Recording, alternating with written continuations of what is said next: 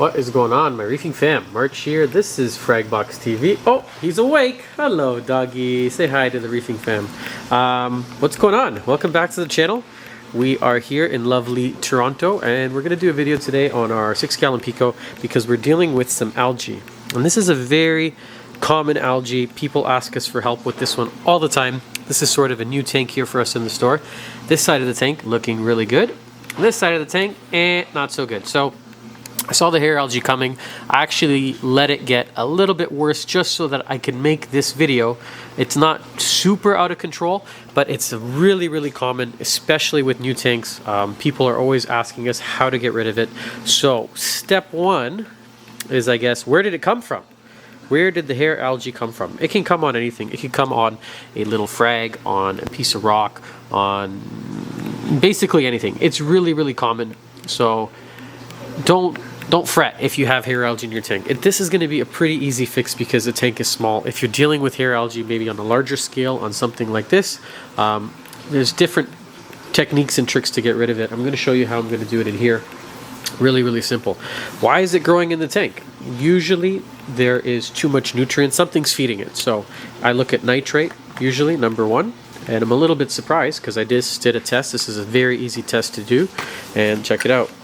Clear as day. We have like no nitrates. I was sort of hoping to see a kind of pink color there, which would indicate nitrate. Phosphates, though, on the other hand, are a little bit elevated. They're at 0.16, so it's a little bit higher than we want to see.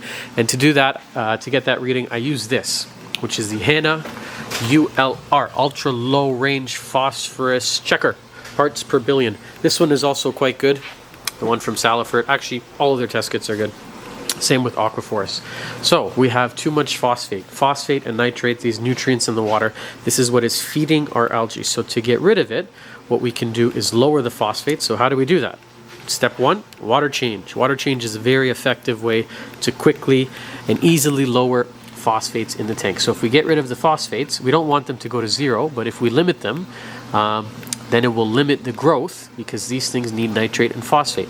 Usually if customers are dealing with hair algae, I ask them how long are you running their lights. A very common issue with new hobbyists is leaving the lights on far too long. So this one stays on only 8 hours a day. That's the Reef Casa Halo, and it's easy to program and set up. So 8 hours of light, and the rest of the time it's dark. Not usually, but a lot of new hobbyists make the mistake of running it far too long or getting a little bit too much direct sunlight. So this tank isn't getting any, but over here on our regular coral beds, these are getting, I don't know, probably 5 hours of direct sunlight. This is facing east over here. Hey Ray, how's it going? Ray here is packing up some of the orders. The sun comes up right over those lovely townhouses, and for about 4 or 5 hours every day it'll hit these, but it's a large system. We don't really run into algae issues too often in here, but that could be a cause of hair algae for sure. And now that we have it growing in the tank, how are we going to get rid of it? So I've never found reducing phosphates and nitrates to eliminate it. It will help slow down the growth because it needs those elements in the water. Look at this, Mr. Urchin. I just added him actually. So reducing it will definitely help it to stop growing. So, but in order to get rid of it, we want to get it out of the tank, or we want to add things to eat it. So what eats it? You can find on our website, we have a hair algae cleanup crew pack. Check that out. It's a new item for us on the site. It's quite popular already, and it comes with a bunch of different inverts and cleanup crew urchins, emerald crabs, hermit crabs, and even some rowaphos to help reduce the phosphates in the tank. We can only ship in Canada though. If you're not in Canada, wherever you do live, look for, in my experience, emerald crabs. Damn it, I think I'm out. But they look like this. These little cute little green crabs. Oh, there's one hanging on the corner. This is very popular for us. These guys are great algae eaters. Hermits do a good job. And then for snails, look for Mexican turbo snails.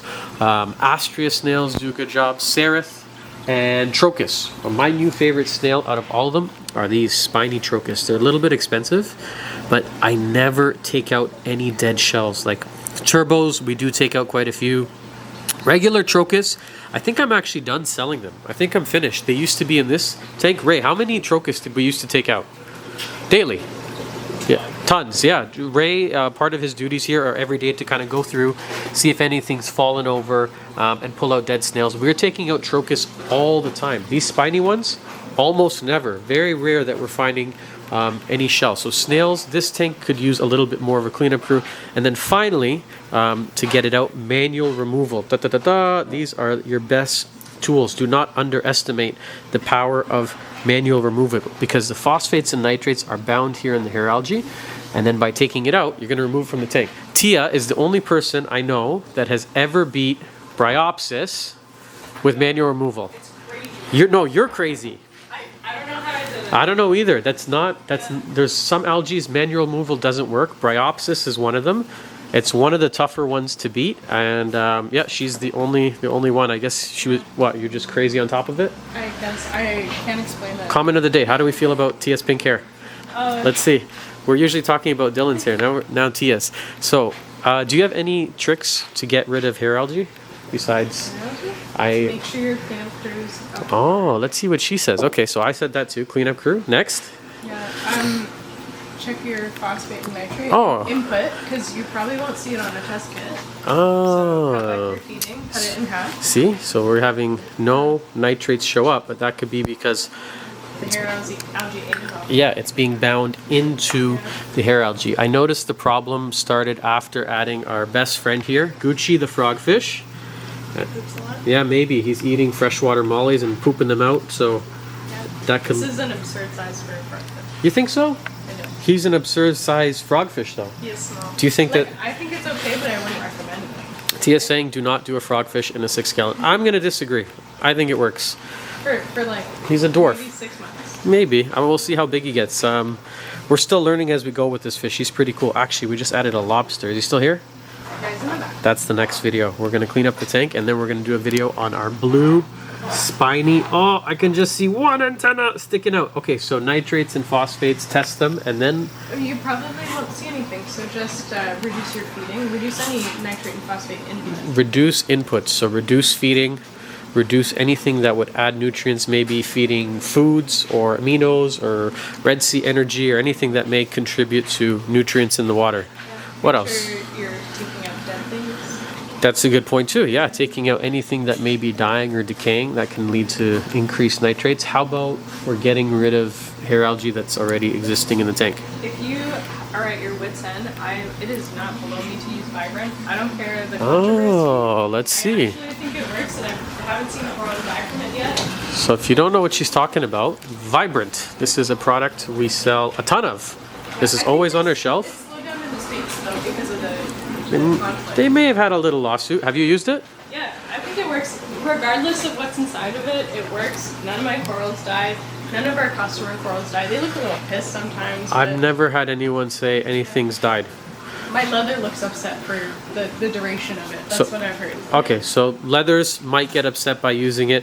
What is the controversy behind this thing? They said it's all natural, and then it turns out it's not. They lied. It works. It works though. Yeah. It's not nice that they lied, but I think that was it. Correct me if I'm wrong, but they said it's all natural, but it is an algicide. So if you're running, refugium. Most people have smaller tanks nowadays. I don't think a refugium, unless it's the same size, is gonna work. We have a little Fugilite on the way though. Yeah. That's going to be designed to work with these. It is true. You do need quite a bit of macroalgae. Yeah. What if you know what? If we should do it. Just jam the back full of it and see if it makes a difference. Sure. It'll probably make a small difference, but I think if your problem's already bad, that's not going to fix it. So it's not going to get rid of it. It may prevent it from growing because the algae in the back will outcompete the hair algae here, but it's not going to. I've never seen a refugium beat hair algae. Yeah. It's just going to slow it down. Mangroves are not a refugium plant. They are an orchid that you keep in your saltwater tank. Oh, that's new to me. Yeah. Who told you this? Where did you learn this information? This is personal opinion. Yeah, if you're wondering what these sticks are back here, these are unsprouted mangroves. So hopefully they're going to grow some leaves. These are very good for nutrient reduction in your tanks, but they got to get quite a bit bigger. I was just going to... do we have any other tips and tricks before I talk about more manual removal? Your cleanup crew will generally not eat 4-inch long hair algae. Yeah, that's a good point. Half-inch or shorter. Yeah, so around this size is about as long as they're going to eat. Once it gets out of control, even fish. Put in the work. Put in the work. Put in the work. So, how are we going to do that? Let's grab our trusty We don't need tweezers. I have hands. So one thing to note, our hair algae issue is really only on the sand. Because the rock is covered in coralline, it doesn't have such a... It can't grow as much on the rock because we used live rock in this tank. So I just went ahead and added a bunch of hermits. We actually have some in the on sale right now in the store. They're $1 or $2 each. So look for hermits, add them. They're going to scavenge the sand. They're going to keep it nice and clean. I took out a bunch here by hand. You don't. Tia doesn't like hermits because they cannibalize. Yeah, they will. If they don't have enough food, they will eat each other. They fight for larger shells. So it's a good idea to leave some bigger empty shells in the tank. And then on top of that, because it's only on the sand, I realized we don't have any Neisseria snails. So what are those? We call them sometimes zombie snails. So they live here in the sand. See, I'm gonna take a bunch out. Let's see, maybe. This is a little bit easy for us, you know, because we have access to everything here in the store. So it's a little bit like cheating, but all of the things we talk about in the video still applicable at home. So these guys live in the sand, and then as they come up, they disturb it and they look for food inside. So that, just the simple fact of moving the sand around, I added half a dozen there just for reference. That can help too, because this could be caused by just lack of movement and aeration of the sand bed. There's a good example of a Neisseria snail. These are on the medium size. We have little ones called Vibex, and it could be also an issue with the flow. So as you see, I've angled the flow this way, and it might just be creating a dead spot. I might have to rethink the flow.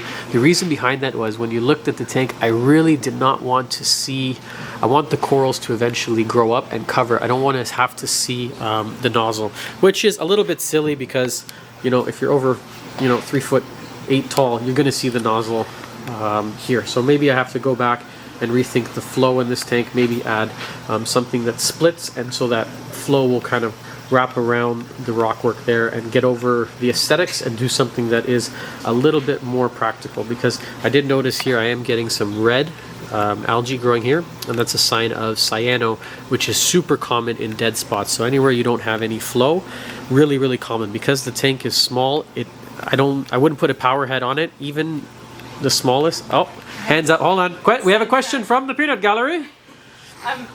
Why do we call it aerating the sand bed? There's no air. Like, and it's so common. Like, what do we call it? Like, I think watering. No, like, what do you? It needs aeration. It needs movement. It needs. Yeah, but aeration is like air. Tia actually has the same tank at home, and I'm about to set one up because I think out of all the Reef Casa ones we have in the store, I think it's my favorite one. Yeah, it's the most unusual. Yeah. Like, you can find a sort of QB looking tank like this, and you can find an 18 or 24 gallon lagoon style tank. You can't find a 6 gallon pico lagoon. Yeah, glass. Yeah, also glass. That's a good point. So before I got sidetracked by the peanut gallery, I think what I was going to say is even it's all good. Even our smallest power head, even this is going to be too big, right? Yeah, the returns got to do the work. What's smaller than the Seache Voyager? I think that's about as tiny as it gets. Probably get away with an aero, but it would be crazy. Like, yeah. I would never put a power head. Yeah, even with the Nero, you turn them down to 1%. It's not going to work. You're going to blow the sand everywhere. So hopefully, RFG, yeah, we have a 1/2 inch on there, but I think I'm going to go back to the Reef Casa, the dual one, and split it up. The last thing I'm going to add is a decent sized conch. Okay, these are way too big. I was hoping we had something a little bit smaller. These are strawberries. Where? Zebra and fighting. They're all on the big size. Oh, that'll work. That's a little sand sifter. And I found an emerald crab. Hello, look at that. 2 for 1. This is gonna really help our problem here. This is probably gonna be the easiest fix for any hair algae issue. So emerald, really good for hair algae. All algae is really great little scavenger. And then this is a tiny, oh, there he is, sand sifting conch. If I had more, I would add more, but they're just basically going to burrow through the sand. And same idea, keep mixing it, keep it moving. If you're dealing with it on the rock, get in there with your hands, and your best tool is going to be one of these. Try to take out as much, there she is, use it for your teeth and your tank. Preferably use different ones, not the same one. That is disgusting. So get in there, remove it, and then siphon it out. You don't want to just have the hair algae decaying in the tank, because I find a lot of times when you beat hair algae, you'll kind of, what are you doing? Leave them alone. What you'll do is you'll trade one algae for the other. So like even if you use this, super effective. I've seen a lot of people beat hair algae. What it will do is turn white and sort of just peel off from the rock. So hair algae typically has a very strong foothold, and then once it's dying, it'll turn white and it lets go really, really easy. But then all the nutrients that's bound up, all those nitrates and phosphates that are bound up in the hair algae are getting released back into your water and then can easily fuel another type of algae. Typically, I see a diatom or maybe a light cyano outbreak after that, but those are much easier to deal with. Anyways, I think that's it for today's video. If you have any question about this tank here, or cleanup crew, or hair algae, man, look at them. They're ready going to work. You guys are the best. Eat it all up. Anything to do with saltwater reef tanks at all, just hit us up. Our email is fragboxcorals@gmail.com. If you're interested in one of these tanks, we do ship them internationally.